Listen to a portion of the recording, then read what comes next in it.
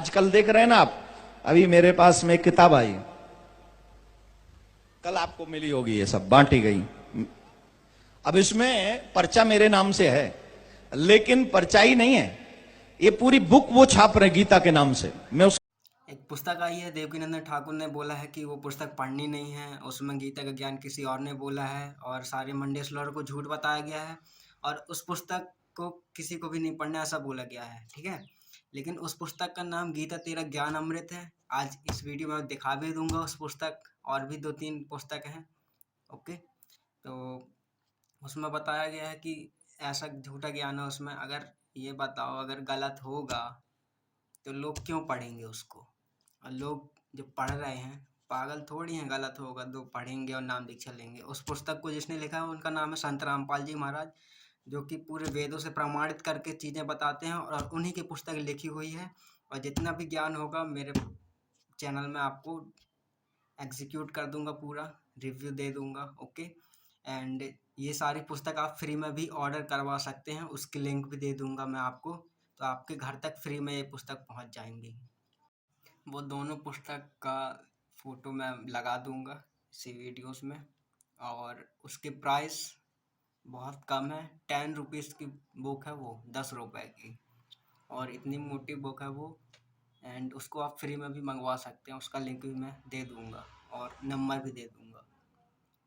और एक पुस्तक है, उसका लिंक मैं डिस्क्रिप्शन में दे दूंगा, फ्री में डाउनलोड कर लेना।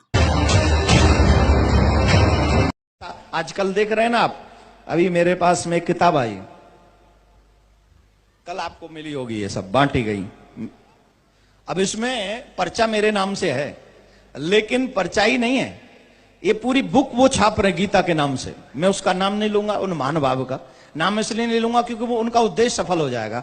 उनका उद्देश्य है पॉपुलर होना, नाम प्रचार करना।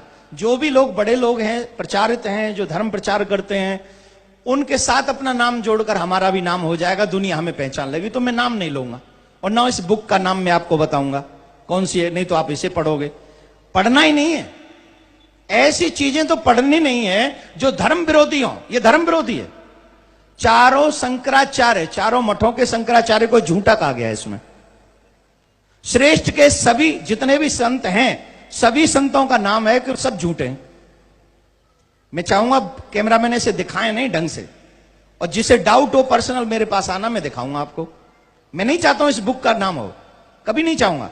इसमें नाम लिखा, सब नाम है, चारों शंकराचार्यों के नाम है, जितने भी श्रेष्ठ संत हैं सबके नाम है। सबका नाम लिखकर इसमें कहा गया है। सब झूठ बोलते हैं, गीता झूठ बोलती है।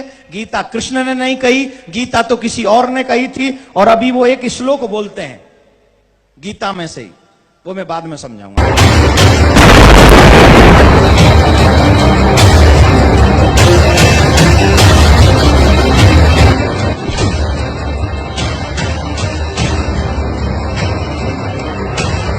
प्रसंग चल रहा है कि गीता ज्ञान ये श्री कृष्ण मान रहे हैं कि श्री कृष्ण जी ने दिया। नहीं, थोड़ा सा कंसेप्ट क्लियर करते हैं।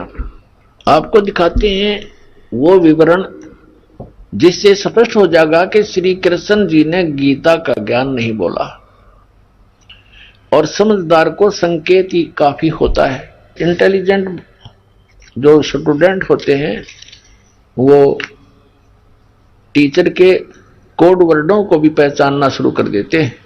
अब देखिएगा, संक्षिप्त महाभारत द्वितीय खंड गीता प्रेस गोरखपुर से प्रकाशित है।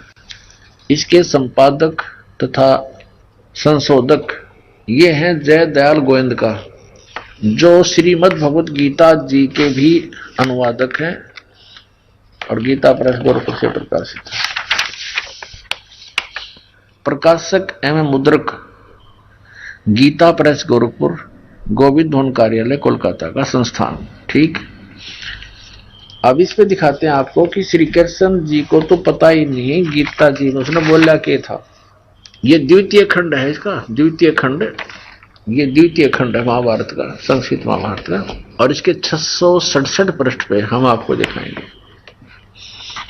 जन्मे जे ने पूछा शत्रुओं का नाश हो जाने के बाद जब महात्मा श्री कृष्ण और अर्जुन सभा में बैठकर वार्तालाप कर रहे थे, उस समय उनमें क्या क्या बातचीत हुई, वैशंपायन जी ने कहा।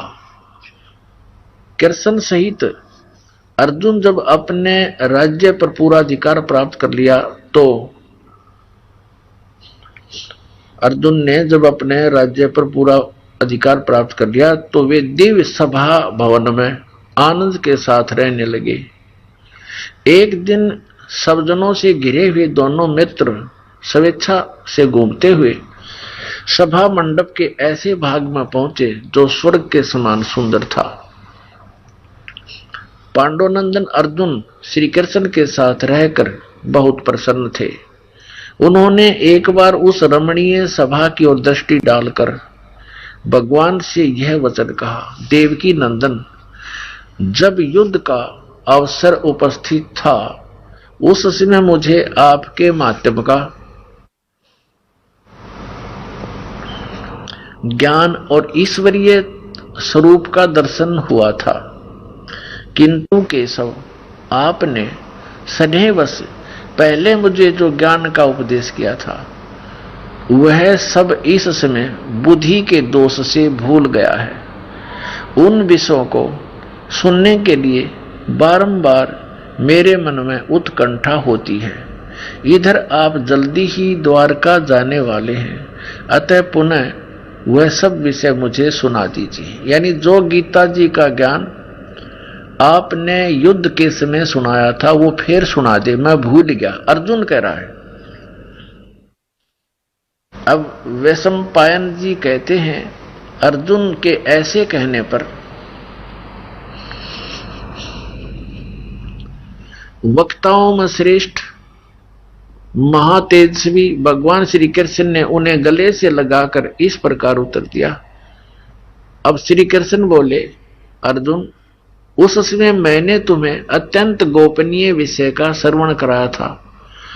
अपने स्वरूप भूत धर्म सनातन पुरुषोत्तम तत्व का परिचय दिया था और नित्य लोकों का भी वर्णन किया था, किंतु तुमने जो अपनी नासमझी के कारण उस उपदेश को याद नहीं रखा, यह जानकर मुझे बड़ा खेद हुआ है। उन बातों को अब पूरा पूरा स्मरण होना संभव नहीं जान पड़ता। पांडुनंदन, निश्चय ही तुम बड़े श्रद्धाहीन हो, तुम्हारी बुद्धि अच्छी नहीं जान पड़ती। अब मेरे लिए उस उपदेश को ज्यों का त्यों दोहरा देना कठिन है, क्योंकि उस समय योग युक्त होकर मैंने परमात्म तत्व का वर्णन किया था। अपने आत्माओं विचार करो, इसमें श्री कृष्ण जी का कितना रोल है गीता के ज्ञान में, ये तो स्पष्ट हो गया है। जैसे कोई प्रेत किसी दूसरे के शरीर में प्रवेश करके बोलता है, आप यहां देखते हो, हमने तो बहुत अच्छा एक्सपीरियंस है इसका। वो प्रेत पता नहीं क्या क्या कहता है, मैं तुम्हारा ये लगता हूं, मैं इसको ऐसे कर दूंगा, इसको मार डालूंगा, तुम मेरा ऐसे कर दो वैसे कर दो। फिर जब वो निकल जाता है तो जिस आत्मा में वो, जिस शरीर में वो प्रवेश था, जिसके नाम वो शरीर है, उस आत्मा के नाम, तो वो जब अपने होश में आता है फिर उसको अन्य ही बताते हैं कि आप नो बोल रहे थे, ऐसे बोल रहे थे, ऐसे कह रहे थे। उसको कुछ याद नहीं होता मैंने क्या बोला था, क्योंकि वो बोल खुद नहीं रहा था, कोई प्रेत आत्मा बोल रही थी उसके अंदर।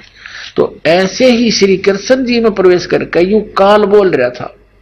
अब देखो ये दास सत्संग कर रहा है इस विषय पर, और आप सुन रहे हो। जो प्रथम बार कोई श्रोता इस ज्ञान को सुनेगा वो मुश्किल से 20% याद रख सकता है। और मुझसे कभी सुन लेना, क्योंकि मैं अपने होश हवास में बोल रहा हूं। और यदि कुछ दिन के बाद आप कहो कि आप उसी विषय को सुनाइए जो आपने उस दिन सुनाया था, और मैं आपसे कहूं तुम बड़े श्रद्धाहीन हो, तुम्हारी बुद्धि अच्छी नहीं है, तुमने याद क्यों नहीं रखा, और मैं कहूं कि मुझे तो वो स्मरण होना संभव नहीं है पूरा पूरा, ये क्या मतलब हुआ?